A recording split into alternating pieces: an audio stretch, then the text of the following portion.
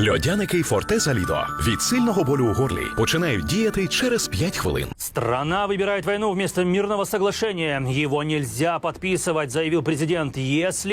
Какие перечислил Зеленский. Трампа таки пытаются подкупить. Блумберг получил данные о секретном предложении от Путина. Разведка называет его планом Дмитриева. Удар по Китаю. Эта сделка может отбросить Поднебесную на десятилетия назад. Но хватит ли у Путина смелости предать Си? Раскрыты детали медицинской карты Адама Кадырова. Зачем ему удалили орган и откуда подозрения на слепоту? Казахстан решил больше не признавать русский наравне с родным языком.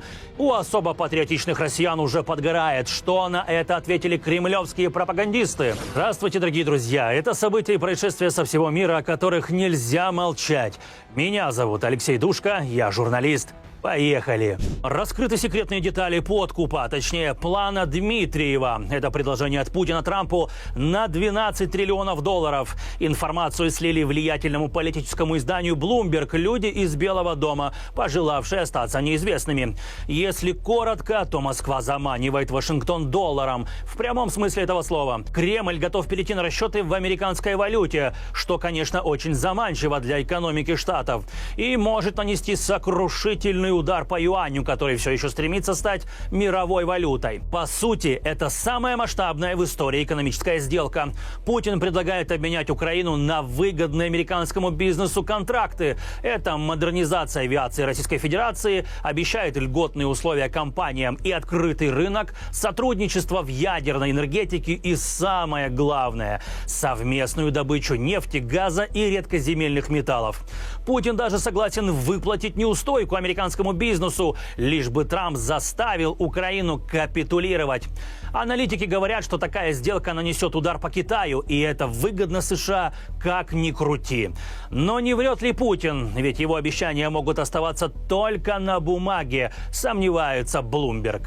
Источник, знакомый с содержанием секретного документа, заявил: маловероятно, что Путин заключит сделку, которая противоречит интересам Пекина. Но Киев готов дать жесткий ответ, если руки Трампа вдруг потянутся к кровавым триллионам Путина. Украина категорически откажется подписывать кремлевское мирное соглашение. Никто не заставит сделать это президента. Ответ Зеленского прозвучал американскому изданию The Atlantic с намеком о том, что украинская разведка знает о плане Дмитриева. Украина не проиграет.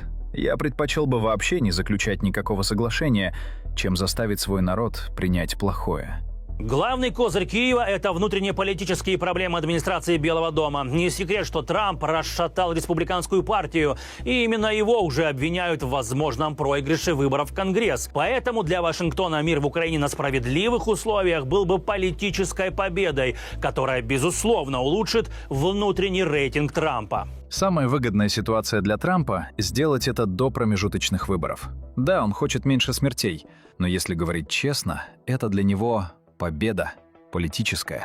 Зеленский дал четко понять в интервью изданию, что Украина категорически отказывается принимать требования Москвы, но согласна принять все требования Вашингтона. Выборы и референдум мы согласны, сказал президент. Готовы ли мы к выборам? Мы готовы. Готовы ли мы к референдуму? Мы готовы.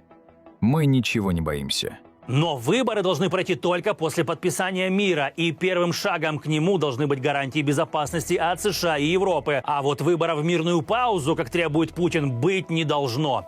Кремль уже готовит план по развалу страны. И если поддаться хотелкам россиян, это только сыграет Путину на руку. Россияне не хотят, чтобы я снова стал президентом. Именно поэтому они продвигают идею выборов во время войны. Но есть и тревожный звоночек, пишет Атлантик. В ближайшие недели Трамп может покинуть переговоры о судьбе Украины, возложив вину за провал дипломатии на Украину или даже Москву, а может и на обе стороны. Скандал за скандалом. Только вчера немного утихли споры о подлинности видео, как сегодня уже появилась новая информация о младшем Кадырове. Во-первых, на этом видео все же настоящий Адам, хотя очень не похож сам на себя до аварии. По крайней мере, это подтверждают источники российского издания «Новая газета это Европа. Также от этого источника из окружения Кадыровых журналисты получили информацию, что сына главы Чечни забрали домой из больницы еще на прошлой неделе.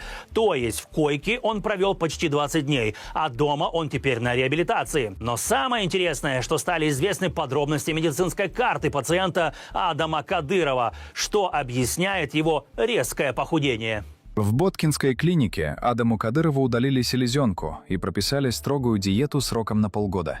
Также была диагностирована трещина в челюсти, что исключило на какое-то время употребление твердой пищи. Но есть еще одна травма, из-за которой Адам может со временем ослепнуть. Хотя в этом не уверены даже врачи. Надо подождать. Единственным серьезным последствием аварии стало повреждение зрительного нерва. Есть опасность ослепнуть на один глаз. Самый главный законодательный орган страны парализован. Депутаты массово не вышли на работу. Что случилось? Умышленная диверсия или непонятный коллективный прогул? Коллеги по работе в шоке. Вот депутат Тищенко в кое веки пришел на работу, а тут такое. Друзья, сессионный зал пуст.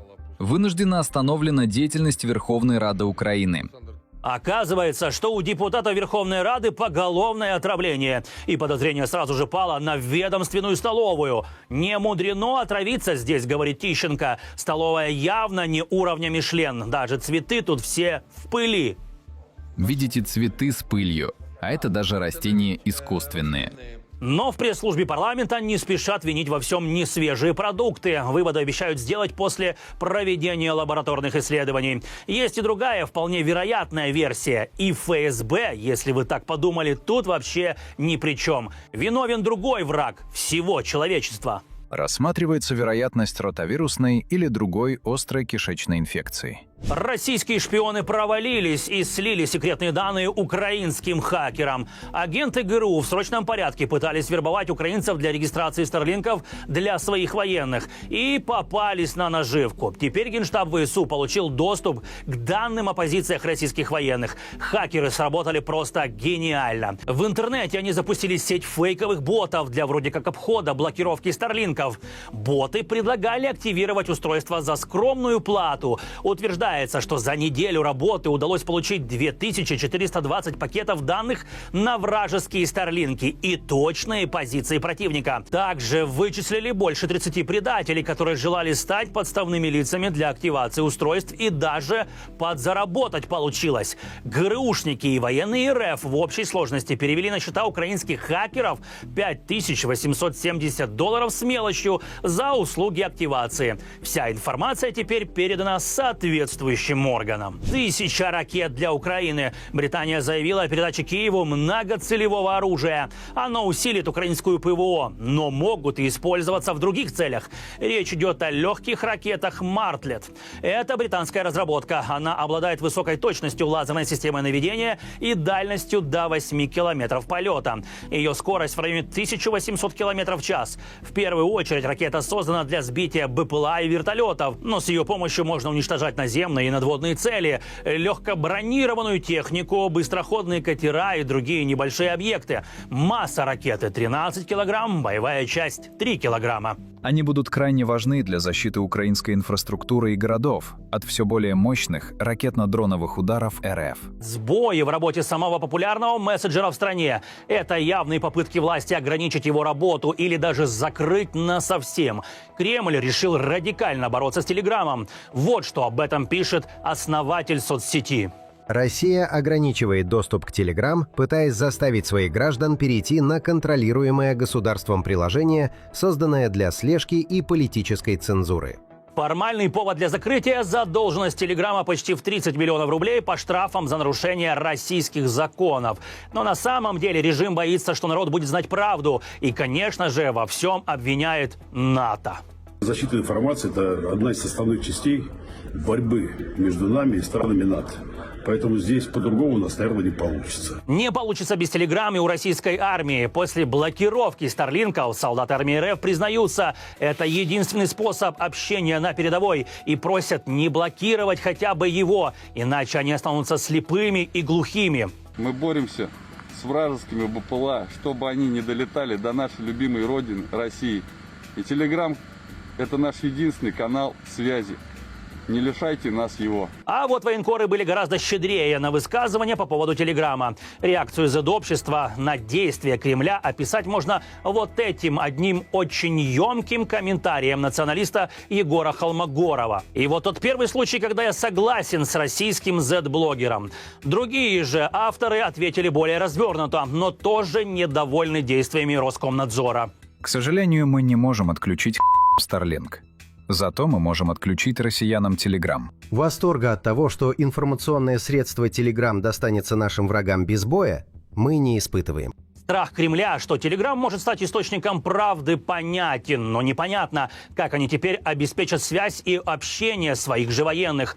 Но это явно не проблема, которая должна интересовать уже нас с вами. Страна еще так никогда не опускалась. Она получила самый низкий рейтинг по уровню коррупции за все время. Еще раз, не уровень коррупции низкий, а рейтинг низкий. Его составила организация Transparency International, и там США опустились на 29 место. Настолько низко США не располагались за все время проведения исследований. Белый дом чаще всего критикует за прессинг отдельных журналистов и даже целых изданий. Трамп пытается влиять даже на решения прокуратуры и судов. А еще, оказывается, президент лично разрешил физическим и юридическим лицам в США подкупать иностранных государственных чиновников за деньги или засыпать их подарками. Этот индекс коррупции оценивает состояние политики и госуправления в 182 странах мира.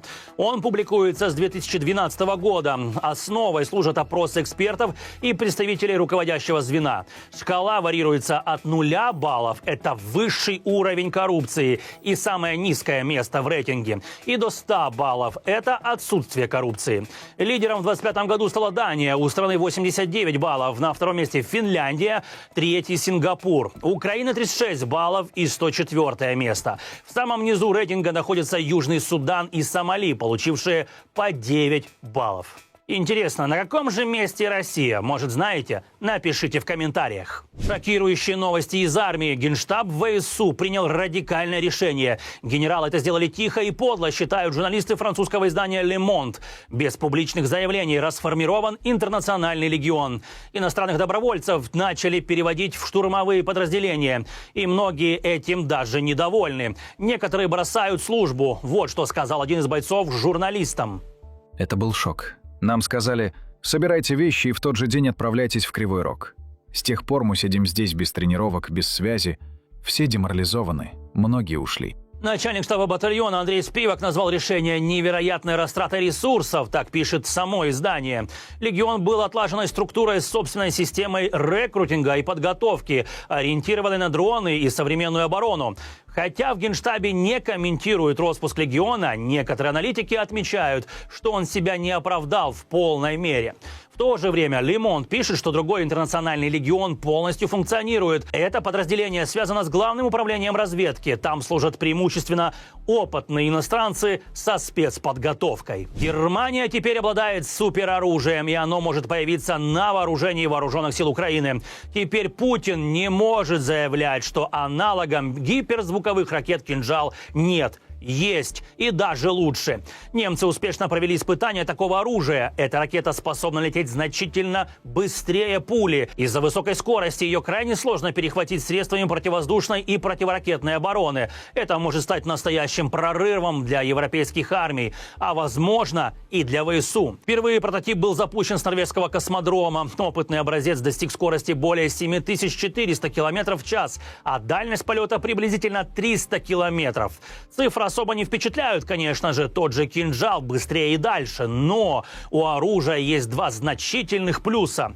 Стоимость ракеты примерно на 80% ниже по сравнению с прежними разработками, и куда важнее другой момент, которым не может похвастаться даже хваленый «Кинжал». Эта ракета имеет значительное преимущество, которое делает ее не почти, а почти вообще несбиваемой. Чтобы ее остановить, должно случиться лишь чудо, говорят разработчики. Хотя российские ракеты «Искандер» и «Кинжал» достигают гиперзвуковых скоростей, но их маневренность весьма ограничена по сравнению с нашим экземпляром. Страна угрожает разорвать отношения с НАТО и создать новую ядерную боеголовку, личную, только свою. Официальное заявление сделано Министерством иностранных дел. Турция переходит к ядерному шантажу на фоне переговоров США и Ирана. И глава МИД страны Хакан Фидан заявил, что Анкара будет вынуждена вступить в гонку вооружений, если у кого-то в регионе появится бомба. И правильно здесь читать между строк у Ирана. Турция больше не намерена мириться с ролью уязвимой неядерной страны в окружении вооруженных до зубов соседей. Возможно, неизбежно придется вступить в ту же гонку, в зависимости от того, воспримет ли Турция разработку Ираном ядерного оружия как угрозу. Хотя на территории страны и размещены ядерные бомбы Соединенных Штатов, ими Эрдоган не может распоряжаться. Поэтому эксперты считают, что Анкара может пойти на рискованный шаг создания своего ядерного потенциала. И первое оружие массового поражения тогда появится в течение 5, а может 8 лет. Научная база и кадры для этого уже давно имеются. И, видимо, есть и наработки от России, которые Кремль мог передать туркам за некую благосклонность в торговых отношениях с момента полномасштабной войны. Если простыми словами, то так Путин мог поблагодарить Эрдогана за серый импорт катастрофически необходимых комплектующих для российского ВПК, который стремительным потоком шел именно через Турцию в первые месяцы войны. Но цена такого решения – полный крах отношений с Западом. Для НАТО ядерная Турция неприемлема. Вместо контролируемого союзника Альянс же получит не всегда предсказуемый центр силы, во главе которого тоже диктатор, считают аналитики. Неужели президент обманывал? США не заставляют подписывать мир до лета. Все такие заявления – ложь, рассказал посол США в НАТО, опровергая слова Зеленского о дедлайне до июня. Мэтью Уитакер уверен, что Вашингтон не устанавливал никаких дат. Этот срок, июнь, был упомянут президентом Зеленским. Но США не заявляли нечто подобное. Напомню, что на днях Зеленский прямо сказал, что от США поступило настойчивое предложение закончить войну и подписать мир уже этой весной. Вот точная его цитата. Американцы предлагают сторонам завершить войну до начала этого лета и, вероятно, будут давить на стороны именно согласно такому графику. А все потому, что у Трампа серьезные проблемы с выборами. И в Киеве, и в Вашингтоне понимают, именно выборы станут приоритетом для Белого дома. Это тоже сказал президент. У них наверняка просто будет другой приоритет – Конгресс. Выборы для них точно важнее. И в это, друзья мои, я больше верю, чем в слова посла США при НАТО. Тем более, вокруг выборов в Конгрессе уже нарастает новый скандал. Трамп готовится сорвать их, заявил сенатор-демократ Адам Шиф. Если он проиграет выборы, а я думаю, что республиканцы теперь ожидают серьезного поражения на них, он готов предпринять любые действия, чтобы отменить результат. И прогрев аудитории уже, похоже, начался. Трамп при любом случае жалуется, как Байден украл у него заслуженную победу в прошлый раз. И даже призвал национализировать выборы. За такие заявления пришлось отдуваться пресс-секретарю Белого дома. Она оправдывалась, что Трамп совсем не имел в виду захват власти. Чувствую, нас ждет удивительная развязка. В стране готовят переворот. Спецслужбы уже разрабатывают план, как убрать многолетнего президента. Западные агенты будут действовать через неправительственные организации. Их задача – раскачать ситуацию в стране и добиться смены конституционного строя в Беларуси. Об этом заявил очень важный и надежный источник в службе внешней разведки России. Она обвиняет агентства и фонды США, Великобритании, Германии, Польши и других европейских государств в подготовке переворота. И почему-то очень беспокоится за судьбу самопровозглашенного президента вообще чужой страны. Против Лукашенко готовят очередной сценарий цветной революции в Беларуси. Но для этого шпионам Запада нужно найти в местном обществе новые оппозиционные кадры, говорится в заявлении СВР. Запад рассчитывает сформировать ресурс обозленных на белорусского президента Александра Лукашенко с прицелом на выборы главы государства в 2030 году. А ищут их среди оказавшихся в Литве и Польше беглых предателей, говорится в сообщении, во главе со Светланой Тихановской. В службе также уверены, что европейские страны упускают из виду то, что белорусы, пережив срежиссированный враждебными внешними силами внутреннеполитический кризис 2020 года, получили хорошую прививку от попыток изменить ситуацию в республике. Вот читаю это заявление и самому смешно. Белорусы не забывают, что произошло с Украиной, Молдавией и другими странами, разрушенными во имя реализации геополитических амбиций Запада под прикрытием фальшивых лозунгов о защите демократии и прав человека. Пропагандисты недовольны. Кремль внимательно следит за ситуацией в Казахстане. Там посмели притеснять русский язык. В проекте новой конституции Казахстана изменили формулировку использования русского языка. Теперь «великий и могучий» будет употребляться не наравне с казахским, а наряду.